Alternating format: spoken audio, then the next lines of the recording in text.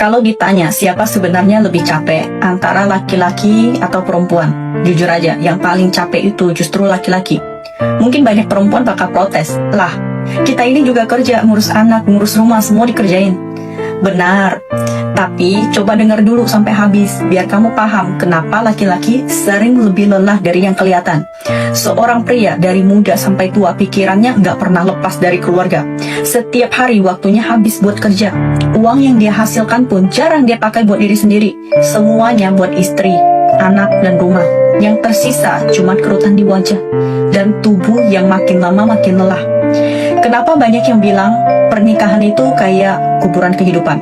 Karena bagi laki-laki, gimana pun dia tetap salah di mata orang.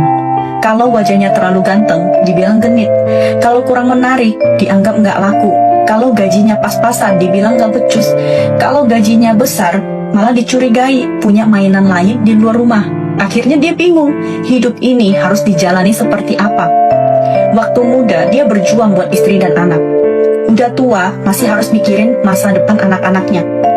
Kayak hidupnya cuma buat orang lain, bukan buat dirinya sendiri. Coba lihat kenyataan. Kalau keluarga hidupnya susah, yang disalahin siapa? Bukan istrinya, tapi suaminya. Kurang usaha, nggak punya kemampuan, nggak tanggung jawab. Padahal dia mungkin udah jungkir balik tiap hari. Kalau seorang wanita ninggalin suaminya yang miskin, orang bakal bilang itu wajar. Tapi kalau laki-laki miskin pengen mempertahankan istrinya, orang bakal nanya, emang kamu siapa? Giliran dia sukses, punya uang, dan pengen bahagia lagi, langsung dibilang gak setia. Kita sering teriak kesetaraan gender, tapi coba lihat kenyataannya. Laki-laki dituntut buat jadi anak yang berbakti, suami yang bisa menafkahi, ayah yang bisa jadi panutan, dan pekerja yang gak boleh salah langkah sedikit pun. Karena sekali jatuh, yang ikut jatuh bukan cuma dia, tapi seluruh keluarganya. Beda sama perempuan. Kalau dia memutuskan untuk istirahat di rumah, gak ada yang nyalain. Tapi kalau pria kehilangan pekerjaan, semua mata langsung menghakimi.